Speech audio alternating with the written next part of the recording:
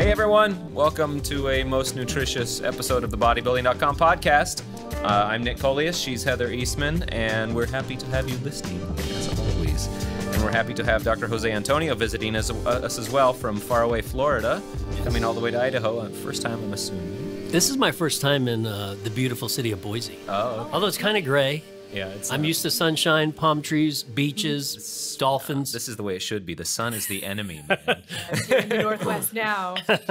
Dr. Antonio is the CEO and co-founder of the International Society of Sports Nutrition, also a professor at Nova Southeastern University in Florida, yes? That is correct. Author of a wide variety of research papers on nutrition, supplementation, and one of the loudest voices out there speaking in defense of protein and the high-protein diet. Am I that loud? Loud. I thought you had a shirt on, so Defenders of Protein. It says P. Yeah, Just just giant P. That's Got right. the P shirt on.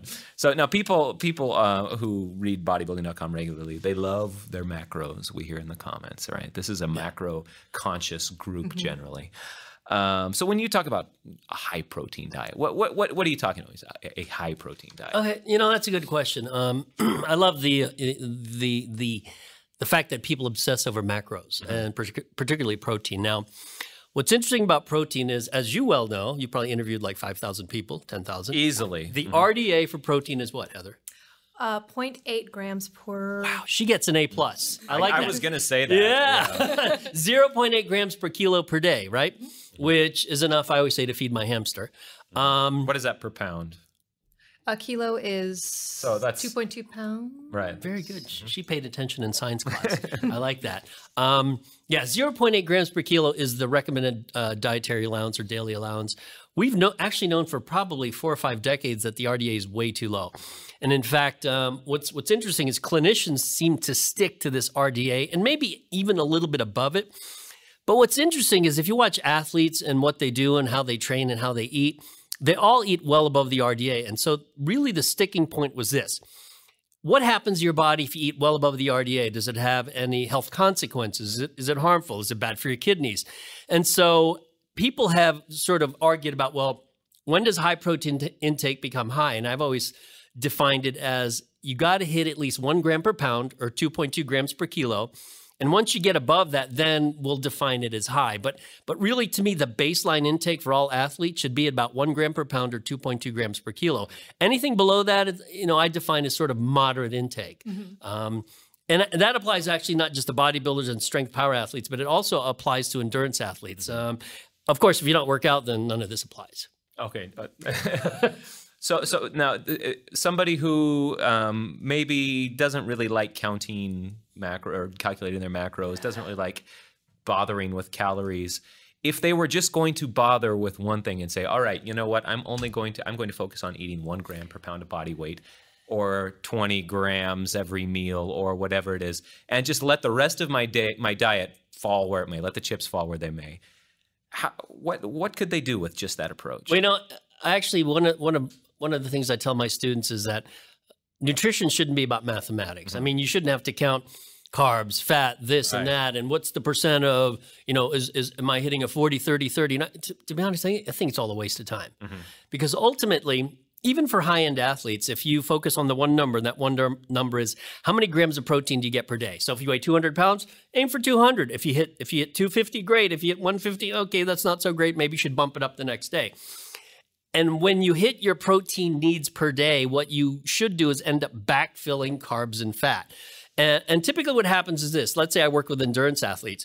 I say, okay, you weigh 150 pounds. You're a triathlete. I want you to get at least 150 grams of protein. Try to spread it out throughout the day. Make sure you get some protein after you work out.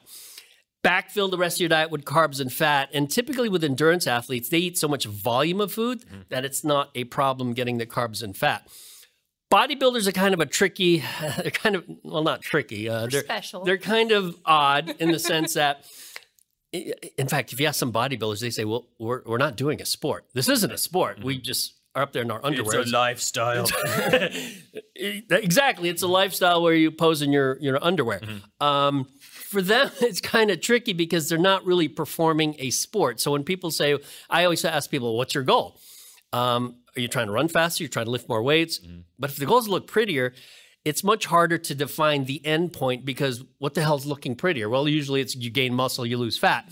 Well, how do you gain muscle, lose fat? Well, to gain muscle, lift weights, lose fat, eat better. And for bodybuilding, because you're not performing a task and you're not being judged on a task, typically the way they eat is not the way a performance athlete would eat. For instance, if you're a linebacker in the NFL, these guys weigh 250, 260 pounds. They're actually built like bodybuilders, but they got to move fast.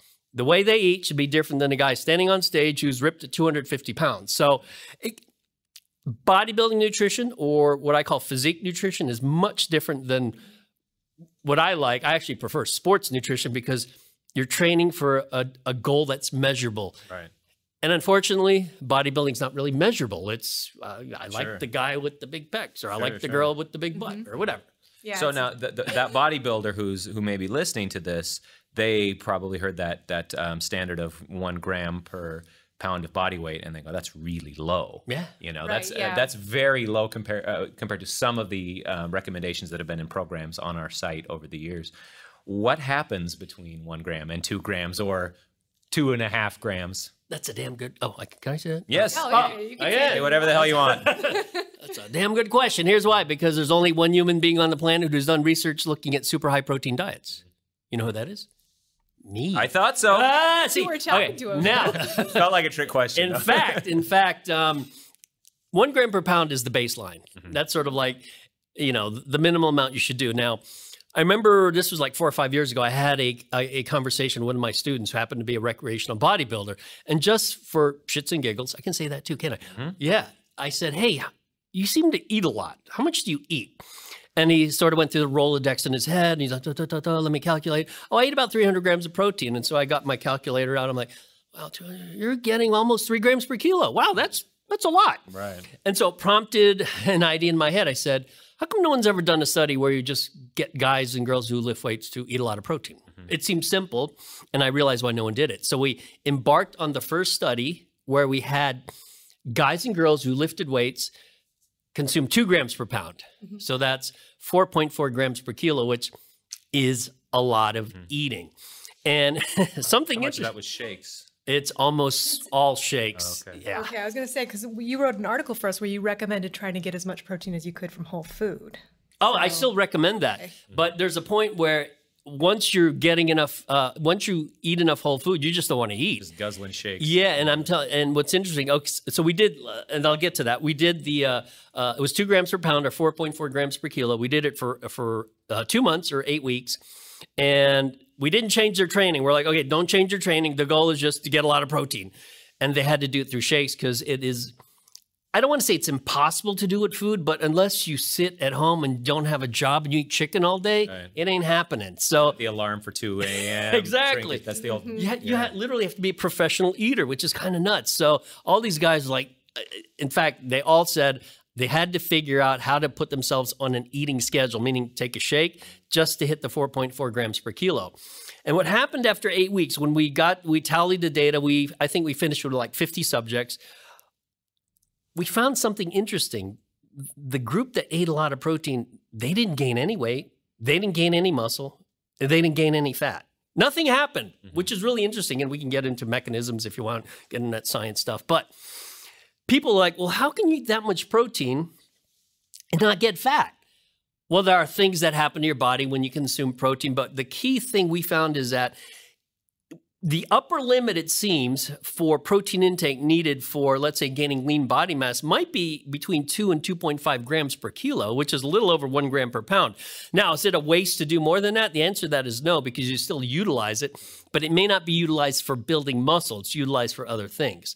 So we are actually following up with a 1-year study in trained women to see what happens when they consume about 2.8 to 2.9 grams per kilo per day. Actually looking at their bones, because one of the silly things clinicians always say is, oh, you eat a lot of protein, it's bad for your bones, it demineralizes, it's just a crock of shit. But they say it all the time, and I'm like, why would protein demineralize your bones?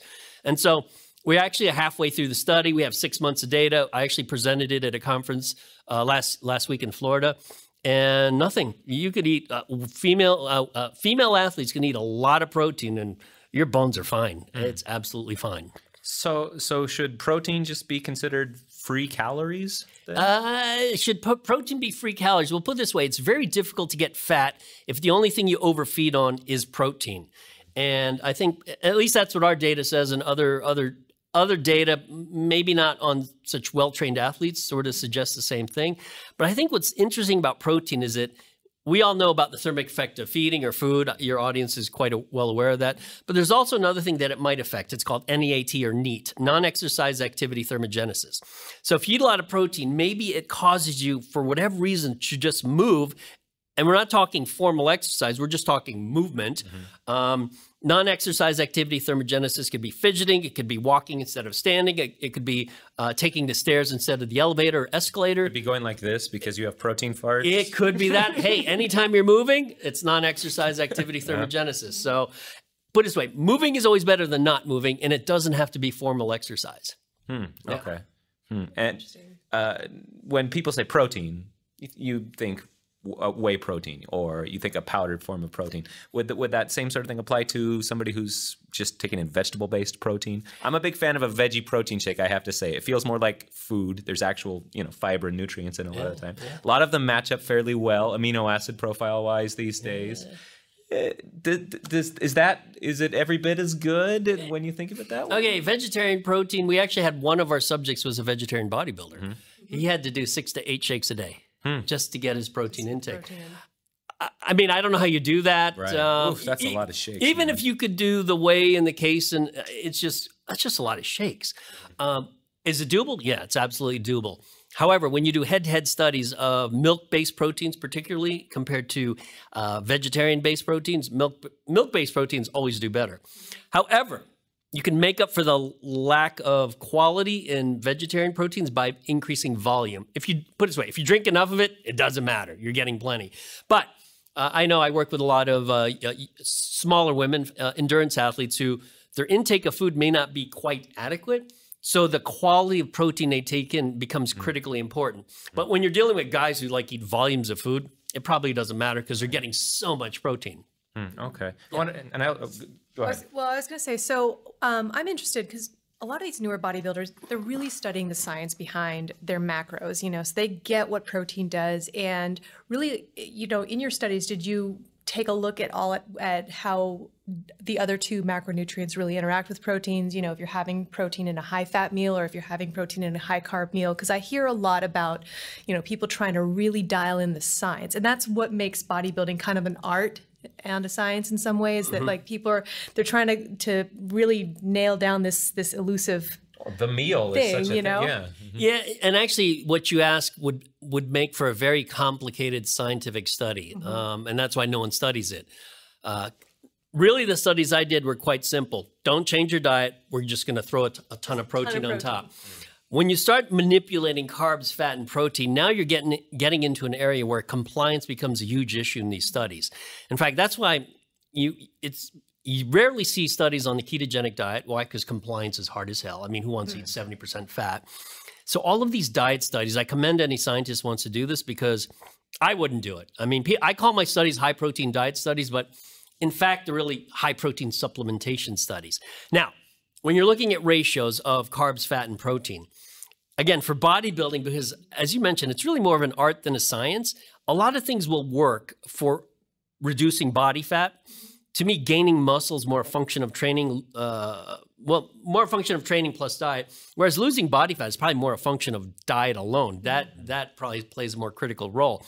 And I'll tell you this, if you take, let's say, a low-fat, high-carb diet or a high-fat, low-carb diet, and you make the protein intake identical, the fat loss will be identical. So it's protein.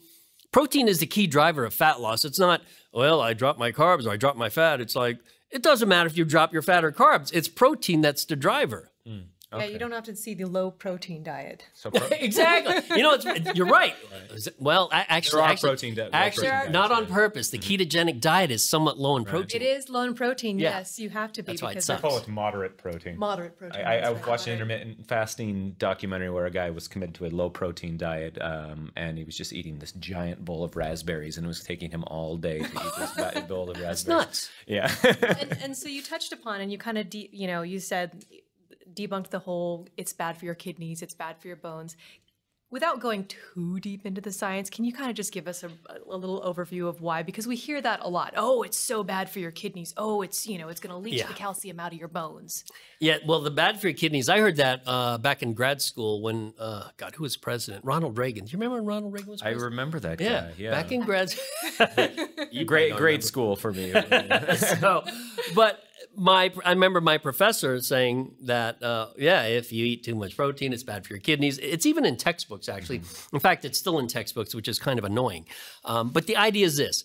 When you consume protein, it has to be broken down. The waste product is urea, which contains ammonia. So you gotta pee it out, right? So it has to exit your body through your kidneys. And the idea was, well, you must be overworking your kidneys because you're eating all this protein. You got to get rid of the urea. And the idea that, well, your kidneys can't handle the load, so it must damage your kidneys. Well, that makes about as much sense as, well, you shouldn't do any cardio because it stresses the heart. And you know what happens? The heart has to pump more, more beats. Same silly stuff. Physicians back in the 60s and 70s are saying, yeah, don't exercise so much. It's bad for your heart. Why? Because exercise is a stress on your heart. But guess what, boys and girls? Anything you do to your body adapts to it. So if you exercise more, your heart gets stronger. If you lift more weights, your muscles get bigger. If you eat more protein, your kidneys do a great job eliminating the urea. It's what your body does. It's sort of like saying, hey, I live in South Florida. I sweat all the time. Hey, my sweat glands are working hard. Maybe it's bad for my sweat glands. I mean, that's the kind of silly reasoning you see. And these are not, I mean, these are educated. I was about to say these are smart people. Well, I remember they're educated. They're educated. They're educated. My father used to say, just because they're educated doesn't mean they're smart. Right. So we got a lot of educated, dumb people who are saying that your kidneys are overworked because you got to get rid of this waste product. Well, guess what? You're drinking coffee, right? Tea. Oh, tea. Okay. Well, the act of drinking fluid will make your kidneys work harder because guess what? You got to go to the bathroom. Well, that's got to be bad for your kidneys, right? You know, so it's this bizarre reasoning that I see amongst mainly clinicians that it just annoys the hell out of me because I've heard it for like 3 decades now. And it's just bizarre. Yeah, but there's a certain appeal to it beyond just the, oh, you know, I'm trying to look out for your interest. There's something about the high protein diet that people just they associate with something. And smell that ammonia smell of that guy that's well, that's not what I was saying. Too much protein. What's the resistance? What's the resistance to protein? That's different. You know? They just stink. But no, it is interesting. There's this weird anti-protein sentiment that you see. In fact, you go on social media and not that I'm surprised anymore, but I'll see so-called experts, people who are trained in nutrition, blah-blahing about the harm of protein, and including the bone demineralization thing. And what's even more annoying about that is, guess what? We can actually measure bone. So why don't we just get people, guys and girls who eat a lot of protein, measure their bone mineral density? It's fine. And in the 6 months of data we've collected so far at my university in South Florida, at Nova Southeastern University, these girls, one of my girls, she's a physique athlete. She went up to 4.8 grams per kilo. I had an endurance athlete go up to about 3.1 grams per kilo. Nothing happens to their bones. If anything, there's data to suggest that increasing protein intake increases the bone mineral density of the lumbar spine. So that's lower back. So if anything, there's 2 things that could happen. 1, nothing will happen. Or 2, it might slightly elevate bone mineral density. So it's just weird. I've run into this anti-protein sentiment, and I'll even make it broader. There's an anti-supplement sentiment typically that you see with clinical nutritionists. And I think part of it is they're not familiar with athletics, so they don't know what athletes do. And 2, I think there's just an inherent bias in the way they're trained in clinical nutrition, which is much different than sports nutrition. Sure. And it's just kind of bizarre. I mean, from myself and my friends, and you'll meet a lot of my friends when they come in here, we kind of laugh about it. It's like, hey, that's really funny. But people take that stuff seriously. Right, right. I wonder sometimes if it's just that the word protein is just forever associated with like professional wrestlers in people's minds. Like protein, if I prioritize protein, it means therefore I am becoming a bodybuilder, the ultimate crime. No, actually, that's probably pretty close to the truth because it's true. Protein in supplements is almost always associated first with bodybuilding and then maybe other athletes who do stuff. But it's always bodybuilding first. So what's wrong with bodybuilders? Right. They just want to look pretty. Right. Well, yeah, and we've had some people come on, or just, we run some articles recently that basically said, you know, as you get above age 35, or 30 or whatever, you need to be an unapologetic bodybuilder, basically. You can resist it your whole life, but get to this point, and muscle and protein have to be your priorities at that point. You, in that article I referenced earlier, you talked about elderly men and women are the age group that needs to eat higher protein. Yes, because data is showing that elderly men and women actually become less sensitive to protein. So their intakes actually have to go up. Interesting. Very interesting. Yeah, whenever we talk about recommended daily allowance, I always try to kind of recommend to people that it's the minimum line. You know, it's get at least this much, because you hear people say, well, I'm not lifting weights, I'm not running marathons, I don't need to eat more than this, you know, I'm fine. So you do argue that there is a case for the average Joe that's sitting there watching football. And in fact, there was a study that just came out where these are 60 to 80-year-old men and women, and they were all, they split them up into the RDA group, 0.8 grams per kilo, and twice the RDA, which to me is still not that high. It's like 1.6 grams per kilo. And just the mere fact of increasing protein intake in 60 to 80-year-old women, it elevated their lean body mass. But here's the argument I hear. Well, it's not even an argument. It's sort of like people shoot from the hip and they're like, okay, so they gained some lean body mass. So what? I mean, they're 60 to 80 years old. Well, one of the things, if you ever end up in hospital, well, let's say, don't end up in hospital laying in bed, because you're going to waste away like whatever. Right. If you lose lean body mass while laying in a hospital bed, that is one of the predictors of mortality and morbidity. You don't want to lose lean body mass. So the mere act of keeping lean body mass on with age, and you don't have to be, quote, a bodybuilder per se, you just have to move your body, is a good thing, and protein helps. Okay, moving your body, you're getting back to NEAT. I wanted to circle back around a little bit to that, because you implied that there's some connection between non-exercise activity thermogenesis and protein, and I didn't quite understand what the connection was there. That's because a lot of us don't understand it. So we're all in the same boat. Now, here's what's interesting. Obesity researchers, instead of focusing on, well, let me backtrack. If all you do is change your exercise habits alone, it's very difficult to lose weight. If you change exercise and diet, it becomes more easy to lose weight. But the exercise part is maybe the part that we should not be focusing on, particularly with the overweight. It might be the non-exercise activity part. Because let's face it, most of us work out, okay, 30 to 90 minutes a day. Maybe. It depends what you do. But what about the rest of the day? Unless you have an office job where you sit on your desk and type all day, maybe you should stand up and move. Maybe you should walk. Maybe it's okay to fidget. Any movement is good. And what's interesting is they've done studies comparing non-exercise activity. Exactly, you got to scratch. Non-exercise activity thermogenesis, and there could be as much of a difference as 2,000 calories. That means there's some people who literally just sit still all day, and other people who you're like, will you sit still? But those are the people that are going to not be fat as they get older. So imagine that. A 2,000 calorie difference per day. What is that equal to? That's like equal to running 20 miles. Who the hell runs 20 miles? Well, marathoners. And other than that, nobody. So the non-exercise activity thermogenesis could play a big role. And let's say it's not 2,000. Maybe just by moving, you burn an extra 300 to 400 calories every day. That's still equal to running, 3 or 4 miles. So then maybe those people just also happen to take in more protein because they have the extra need from all that activity? No, I think the idea is that protein itself may predispose you to moving more. And let me tell you, I didn't mention a couple of the expected side effects from these high protein diets. I remember this one particular female subject, a tiny girl. She said, God, I'm just hot all the time, like temperature wise. She says, I'm sweating. At night, I have to lay in bed and just turn the fan on because literally, she says, I like sweat before I fall asleep. She was eating, because she was on a high protein diet. And that was an extreme. Everyone said they felt hot, but this particular person, I was like, wow. Literally steaming. Literally, she's like, I'm just sweating all day. So, and that's why it's just so hard for you to get fat eating protein, because your body just has to burn through it. And also the other sort of odd side effect with protein is that it doesn't, people are like, well, that's a lot of extra calories. Well, it's not like it's stimulating your appetite so that now I want a donut or now I want fried chicken or something.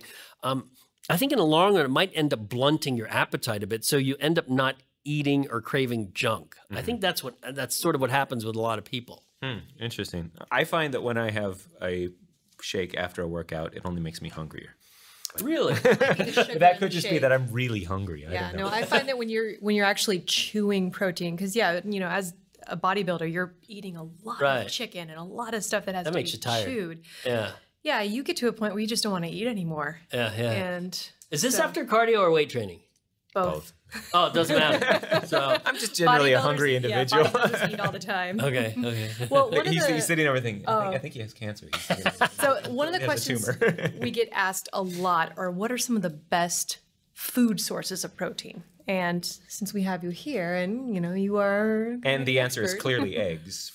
I love eggs. No, eggs are great. She sells me eggs. Oh, Yeah, I've got lots of chickens. She's at got home. the eggs. you grow chickens? I do. Oh, so she sells you the eggs and then she kills the chicken. And sells you the chicken. No, It's a murderer. actually, the animal-based proteins are the best. In fact, if I were to pick a single source, I always say you can't beat fish because you also get a lot of the healthy fat with it. So it's a great source of protein and a great source of fat. But protein alone, eggs and the milk-based protein seem to do the best. If you're looking at muscle protein synthesis, which is, let's face it, that's what most of your audience cares about, it would be eggs and milk or the milk-based protein. So that would be whey protein, casein protein, things like that. After that, it would be beef, chicken, and pork. The vegetarian-based proteins, I would say, would fall after the animal-based proteins. But again, you could make up for the lack, I don't want to say lack of quality. It's more like the lower levels of some of the essential amino acids, like leucine, you could just make up for it by increasing the volume you consume. So if your post-workout shake is 20 grams of whey, you could probably do 25 to 30 grams of soy or rice protein or pea protein. Okay. Something like that. So, but yeah, eggs and milk are great. Yeah. Yeah, because that's another question we get is, Lacto-ovo. I'm a vegetarian. What do I eat? And so you're saying eggs and milk are way up there. So even if you're a vegetarian and you don't eat meat, if you eat eggs and milk, you can still. Wait, if you're a Okay. vegetarian, can you have eggs? So You could be a lacto-ovo vegetarian. So that's traditional like vegetarian is you it's eat like a quasi-vegetarian. correct. Yeah. So what Those are we the best think of, kind. we think of as like Quasi-everything. a vegan is like a real vegetarian, and then vegetarians are usually ovo-lacto vegetarians. And They get to have cheese, Some of which them makes cheat. them They're happier. ovo-lacto pescatarians. They eat see. fish too. So they I know. okay, now that's real cheating. I know. Fish don't have souls. That's the difference. Or feet, is that is the feet part? They have a foot thing. Doesn't Those have feet, it's vegetarians. okay to eat. It's interesting when I say, you know what, fish, that's still skeletal muscle, because all you're eating is skeletal muscle. Like, well, it doesn't have a hoof. Like, but chickens don't have hoofs. Vegetarian. Yeah. So just odd. Doesn't Odd, have a odd. cute face. Doesn't yeah, that's true. So now one other thing that I kept on seeing associated with you online is the Antonio adage, which is if it helps or has a neutral effect, try it. Just freaking do it. Right. And I want to help people figure out how to put this into action because everybody fancies themselves an expert right now. And I mean, we've added so many references to so many articles because people want to see them. Everybody wants to go click and look at their little abstract or read the whole damn study and figure out themselves how to put it into action in their life. Right. So how do you put that into action, that adage? Well, you know what's interesting is if you go outside of the supplements that have the most research, protein, creatine, caffeine, beta-alanine, there's sort of this laundry list of supplements where, there's not a lot of data, but there is data. For instance, branched-chain amino acids, citrulline, taurine. And Yeah, there's all sorts of them. So people say, well, should I take it? And I always say, well, the adage is if it helps or has a neutral effect, try it. Or the other one, which is I'll make an allusion to a book I was just reading. I don't know if you guys are fans of the Jack Reacher series, but I've read a couple of those. I sure. love Lee Child's Jack Reacher series. So I was reading his latest book, and there was a great saying in it. And I was thinking, wow, this applies to supplements. It works more than never, but less than always. And that really applies to a lot of supplements, more than never and less than always. So branched-chain amino acids. I remember getting in a discussion with a friend of mine. They're like, well, of course, branched chains suck because why don't you just have whey protein? Because whey stimulates muscle protein synthesis better than branched chains. I'm like, you're absolutely right. It does. However, they're not mutually exclusive propositions. Can branched chain amino acids stimulate MPS or muscle protein synthesis? Yeah, but not as much. Again, it's more than never, but less than always. Also, branched chain amino acids have a role in lowering delayed onset muscle soreness. And believe it or not, 99.9% of athletes who do a performance sport don't want to be sore. So that's a reason to take branched chains. You know what? I don't want to be sore because when I go to batting practice the next day, it's hard to swing a bat when your lats are sore. So every supplement sort of has its role or value. There just has to be context to it. And I think a lot of people make the mistake of conflating everything with bodybuilding nutrition when in fact there are people who just want to do a triathlon faster. I mean, there are people who buy products on Bodybuilding.com who maybe don't want to gain lean mass. They just want to perform better. And you got to take that into account. So, but the idea that if it helps or has a neutral effect, or if it's more than never and less than always, applies really to a lot of things. Because even caffeine, which I love caffeine and I love creatine, there are non-responders to caffeine and creatine. But again, what's the worst thing that can happen? Well, here's what's interesting now that we have data on it. Worst thing for creatine non-responders is a non-response. Okay, that makes sense. Well, now we're finding out that caffeine, there's a gene for caffeine that you're either a fast or slow metabolizer. And oddly enough, we're finding out that if you're a slow metabolizer, it may actually hinder performance. So it gets a little tricky. And people say, well, caffeine's a drug. It's not technically like a food substrate like creatine. So now, does the adage apply, you know, if it helps or has a neutral effect? Well, oddly enough with caffeine, I think there's a self-selection factor. People sort of figure out they're like, and I remember I thought people would be lying to me. They're like, when I take caffeine, nothing happens. I don't feel anything. In fact, sometimes I feel worse. I'm like, you got to be lying. That's baloney. And now the data on this gene for caffeine, it's like, wow, slow metabolizers of caffeine actually perform exercise worse, which is, I'm like, wow, that's really odd. I mean, what other genetic factors influence exercise performance as it applies to nutrition? So interesting. So they're worse in that they are too jittery to hold the barbell? Actually, time trials on a cycle. Oh, okay. Yeah. So the responders do better cycling. There's a group that are neutral, and then there's actually a small group that gets worse, which I find really odd. But I guess that's when you hear people say, hey, caffeine does nothing for me. And I'm like, you're lying. It's got to do something for you. It does something to me. So every morning I need it.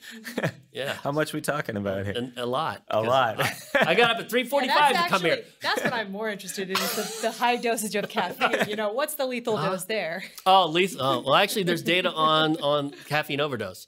Roughly, I think the lowest I've seen is you can die on 10 grams, which is 10,000 milligrams. I've even seen some guy apparently wanted to take 20,000 milligrams. Why, I don't know, but he ended up in the emergency room. So that's crazy. Okay, so how do you control the experiment that is your life when you want to figure out if something is working? Say that you buy a bottle of branched chain amino acids or glutamine, and you want to be able to tell, okay, is this the thing that's actually making a difference? And the easy answer to that is you actually don't know. Because there is a placebo effect. In fact, the placebo effect is real. Let me tell you a quick story. This one study where they told the subjects, you'll get a placebo, middle dose caffeine, high dose caffeine. But they told them, they said, okay, now you're getting a placebo. Oh, now you're getting the high dose. Now you're getting the middle dose. But they actually got the placebo every time. Subjects performed better when they knew they were getting more caffeine, just because they were told. So the idea that there's a true placebo effect is real, but here's the kicker. When you compare a supplement to a placebo, which is almost every study, and a supplement does better, then there is a real effect. Now, how do you know personally if there's an effect? Well, if you're in a sport that has a podium sport or a finish line sport, you know, because you run faster, bike faster, swim faster, or jump higher. Feel better at the end of the race. That's what I. That's another one. You feel better at the end of the race. If you're in a physique sport, you don't know. It's a guess because it's how you look. Well, and that's exactly why this sport has so many followers with so many different ideas. And and you know, everyone's a researcher now, so they're pulling up their own study or their own proof of whatever they think is correct. Right. And I always turn to, you know, the placebo effect as, hey, even if it's just a placebo, that's still an effect. It's still an effect. It's still, and it's a good effect. So one thing I wanted to ask you is, once upon a time, and still, I would say still now, it was all about, you know, what is in your pre-workout? What is in your post? It's like, you know, oh, look, we have citrulline. Oh, look, we have probiotics in your multivitamin, but it's these tiny little dustings. You know? And now everybody's into transparency and clinical doses. Does it end up being much better in the age of the clinical dose? What's the question again? I don't know. It seems like supplement companies are all about how much rather than just what now. Does it end up being demonstrably better? I think. Well, I guess there's a saying in the drug industry or in pharmacy, it's drug dose duration. So, or in this case, it's supplement dose duration, but you can't do 3 S's or, you know, whatever. So, drug dose duration. Supplement, what's the dose? What's the duration? And dose is key. I mean, a lot of products are underdosed, and that can be a problem. Now, if they're underdosed, could you take them long enough to get a dose? I guess conceivably you could. Right. But let's take the simple one, caffeine. you have to dose properly to get an effect with caffeine. And the low end of the dose is about 3 milligrams per kilogram. Anything less than that, you probably won't get an effect. So in that case, dosing is key. An amino acid like L-citrulline, dosing is key. You need to get gram amounts of it, not milligram amounts. If you look at some of these pre-workout products, it's milligram amounts. So yeah, I think it's important that you work with a dose that at least shows some clinical promise. Otherwise, it's kind of a fairy dusting, which, it's not fair to the consumer. Right. And so where do you think timing fits in the priorities then? If somebody is trying to get the most of the supplements that they spent their money on. So timing in general, or yeah, so let's talk about protein timing in particular. Yes. So you think, okay, here's I've got my amount that I'm aiming for, and the sources that I'm aiming for. At what point do you need to start to get strategic about timing? Oh, all right, I have to get it before or after my workout. Right. Well, I think the challenge with timing is that the original timing studies were actually on carbohydrate, not protein. And we do know that particularly if you do prolonged cardio or you do 2-a-days, you got to get, the timing becomes critical because you got to recover for the next training bout, which is in the same day. A lot of elite endurance athletes do that. Football players do it when they do 2-a-days and things like that. Now, in terms of protein timing, this is where it gets kind of tricky, and I think there's been a lot of confusion. Let's say you need 200 grams of protein a day, or 200-pound male or female, and you split it up during the day. Now, what do you do post-workout? The recommendation I give is we'll get 20 to 40 grams of protein a day. And I remember a couple years ago, people were saying, oh, the timing, it doesn't matter, blah, blah, blah. You could just go home, hang out, take a shower, and then you could eat your protein later because what matters is total protein per day, which is correct. Total protein matters per day, but you still have to distribute it. But that's not even the argument I would make. The argument I would make is this. Are you ever helped by not eating? Does not eating ever help you? The answer is no, it never helps you. So why would anyone choose to not eat? If you're done your workout and you're driving home, let's say you got a 30-minute drive home or whatever. I mean, here you probably have like a 3-hour drive home. I'm just kidding. 30 minutes. 30 minutes. Why not do the shake immediately post-workout? Because not doing the shake confers zero benefit. And this is where I differ from a lot of scientists. I take a very pragmatic approach to this. It's sort of like, well, is there a benefit or not benefit to doing it? If the benefit is marginal, it's still a benefit. If there's a benefit to not eating, well, then I'd like to know what that benefit is because I haven't found it yet. And that's where the protein timing issue gets really muddled in that people are like, well, it doesn't matter what I do. Well, no, it does matter what you do because not eating confers nothing. So no, I like that approach. Yeah. I mean, the thing I tell people is if it's an effective part of your ritual, if having your post workout shake helps you remember to have a shake period, then that's right. It helps you remember to eat protein. And get in that anabolic window unapologetically at that point. Exactly. Right? But no, here's what's funny. The anabolic window, let's say, stretches for hours, right? And so the idea was, because the anabolic window could stretch for hours, it doesn't matter what you do immediately post-workout, when in fact, that's the wrong way of thinking. To me, it's the wrong way of thinking. The right way to look at it is, well, if the anabolic window is that long, take advantage of every freaking part of the window. Right. Why would you ignore it? Get 2 meals in it. Right. Yeah, exactly. Yeah. So you touched on that kind of recommendation that we hear a lot, that 20 to 40 grams per meal. Right. Another question that we get asked all the time is, how much is too much to eat in any one sitting when it comes to protein? Okay, good question. How much is too much to eat? The answer to that is nobody really knows. That's why we know the minimum to stimulate muscle protein synthesis. I'd say go with the 20 grams. That'll work for most guys and girls. The maximum is unknown. But again, let's say you're dealing with let's deal with the extreme, the 400-pound sumo wrestler, 400 grams of protein. He's got to eat a lot. So he's splitting up his protein, throughout the day. Is he going to go by 30 grams a meal? He'd be eating like 35 meals. I mean, come on.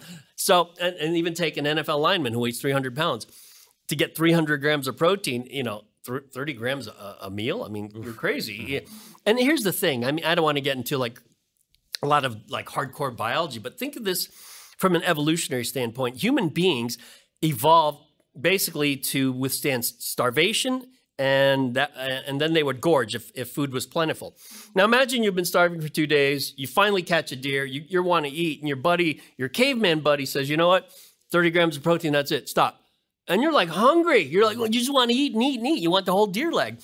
it makes sense from a biological standpoint that your body can take in and utilize a lot of protein, certainly a lot more than 30 grams. That's like nothing. That's like a chicken breast. I mean, that's nothing. I go to Popeyes, I have chicken breast, wings, and legs. And right. So it's doing something. We just don't necessarily know what the rest of the protein is doing. Yeah, well, you're utilizing it for something. And here's the thing. If humans have adapted to survive famine, and obviously none of us undergo famine, but what happens when it's feast, you starve, you feast, you starve, there's got to be a mechanism for your body to utilize 100 grams of protein in one sitting. Otherwise, we'd all be dead as a species. Right, right. No, that makes perfect sense. So now you talked about high protein for the person who's 60 to 80. I also saw on your Instagram feed the other day something about creatine for the person who's 60 to 80. Yeah. And I know you're a big defender or, I don't know, champion of creatine as a supplement. Creatine. Yeah. Do you think we're getting to the point where the research is stacking up that's going to be considered a vitamin at some point? Or is it too tainted as a sport supplement still? You know, I don't think it'll be considered a vitamin because technically you don't need it and you don't get a deficiency symptom. However, it may actually be healthier than taking a vitamin. My wife and I used to coach travel softball down in South Florida. And when my kids were young, they played softball for about 7-8 years. I had my daughter, who was a pitcher, take creatine when she was little. So, I mean, because it's a power sport. Everyone should take creatine from a very young age to very old age. And I always say, even if you don't care about the muscle stuff, because a lot of people are like, well, I'm not a bodybuilder, blah, blah, blah. That's fine. Take it for your brain. There's good data showing that it helps memory.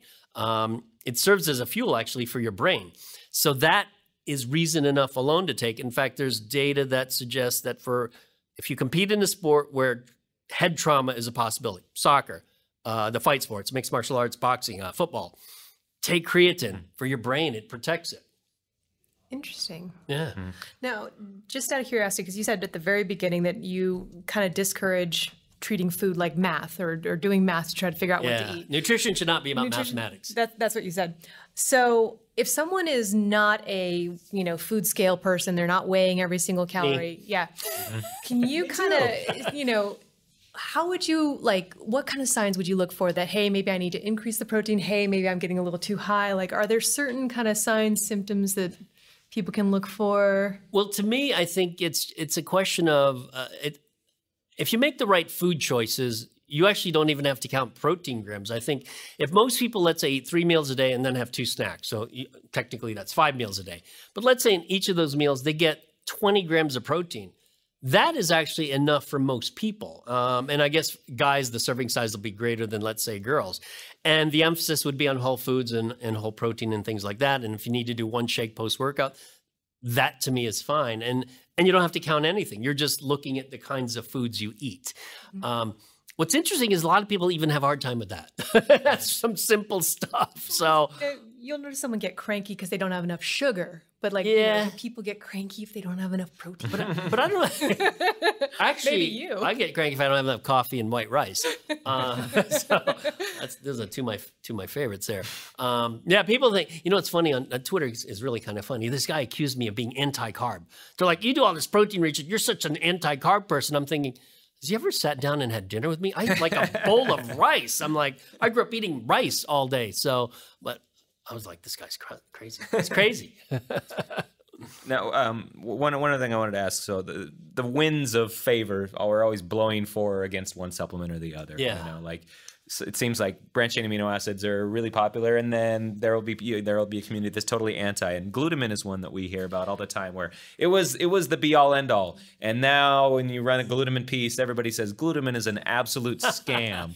I don't know if I'd use scam, or it does nothing unless you're a burn patient, is what we always hear. And what if you're a burn patient? Right, exactly. But you've written kind of in defense of glutamine in the past, and I wanted to know where you stand on that particular supplement, because it's one that bodybuilders are notorious for taking. You know what's interesting about glutamine? I actually published a review paper on it probably 20 years ago, saying that it had a role with mainly protecting the immune system. Okay, now I've always put a caveat to using glutamine. The caveat is this: unless you're training your ass off, it's not going to do anything. And when I say training your ass off, is it the equivalent to you running 50 to 80 miles a week? So. And it's easy to quantify endurance stuff because it's mileage. I don't know how you quantify that with bodybuilding. Is it more volume, more sets? Are they doing 2-a-days? If you're training your butt off, then maybe glutamine will help just from the standpoint of protecting your immune system. And now that we're learning more about the, how your immune system is affected by your gut and your gut bacteria and all that stuff that I don't understand, I'm trying to understand it. Maybe glutamine plays a role because it serves as fuel for your GI tract or your intestines. So I wouldn't discount it. I would just say it's context. It serves a use for a small subset of athletes who work their tail off. I would say if you're grandma walking your poodle 3 times a week for 30 minutes in Boca Raton, Florida, you don't need glutamine. Unless you're also a burn victim. If your dog's a burn victim, then give the dog glutamine. So, are there any other supplements like that come to mind where you think, you know what, it has value, but maybe only if you are really pushing Only if you're in this top 1%. Well, you know what? Well, I think branched chains are one of those, has limited value. But again, if not being sore is something you're trying to avoid, you don't want to be sore, I think it has utility there. A lot of the single amino acids, like just leucine alone, taurine alone. I mean, there's data that show it can help either with muscle protein synthesis or with performance or something.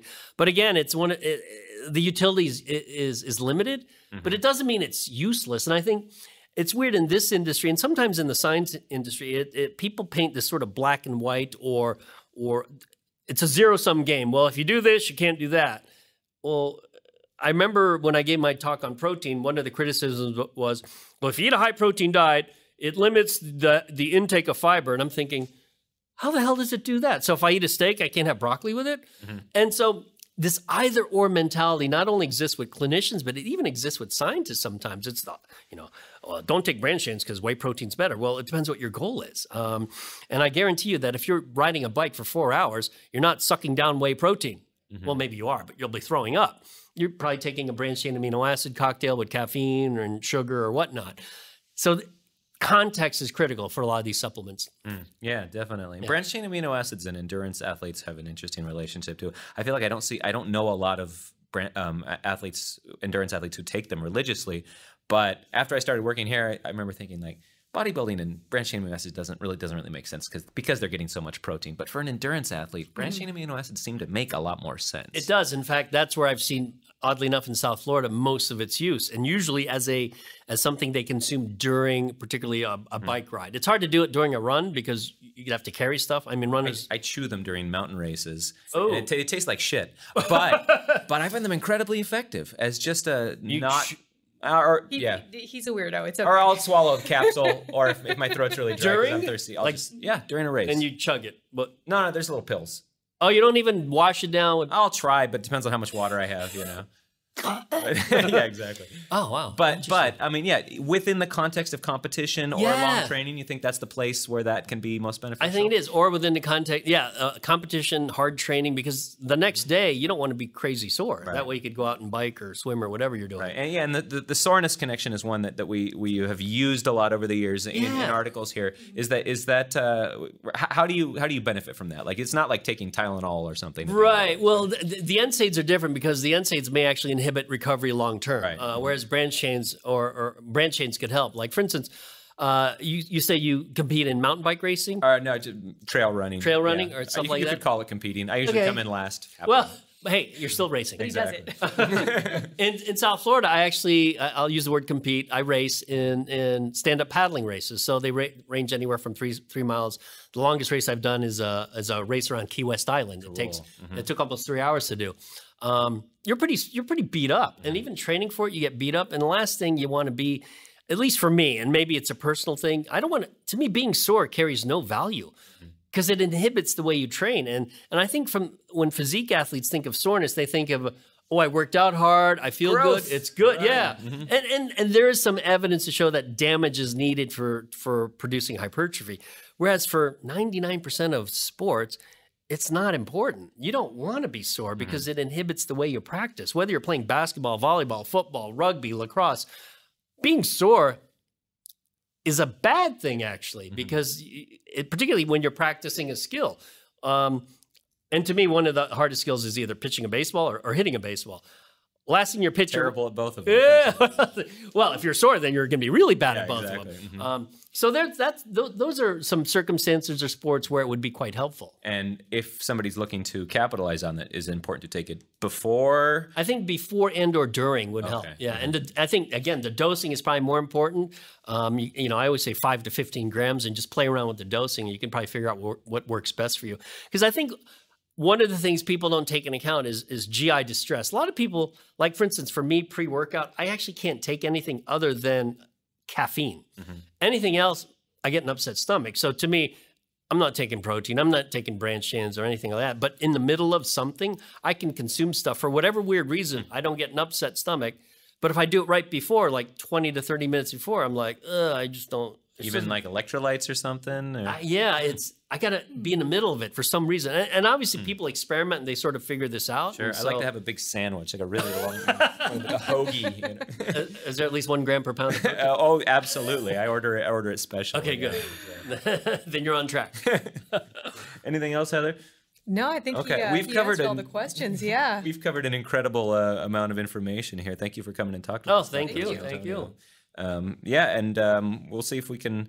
We'll see. So where do people find you online if they want to get? Okay, well, you can find me online. Actually, I'm the CEO of the International Society of Sports Nutrition. The website is issn.net, and you can find me online there. You can get my email. But I do want to say our 15th annual conference, it's all sports nutrition, a little bit of exercise training, is June 7th to 9th, Clearwater Beach, Florida next year. So if you want to go to the beach, because I've seen the beaches here, they're not so pretty. We have a beautiful river. You got a nice river. Come to Clearwater Beach next June, and it's sports nutrition science for 2.5 full days. It's a lot of fun. And if you've ever been to a science conference, one of the first things people say is, God, science people are boring as hell. It's just boring, boring, boring. Our conference is not boring. You'd love it. It's a highly caffeinated conference. It's highly caffeinated, highly boozed up, and highly protein. High protein. Oh, wow. Protein, booze, caffeine. There's your T-shirt right there. That's our tagline. There you go. So you might get decent attendance with that tagline. Great, Dr. Antonio. Thank you very much. Thank you. Thank you.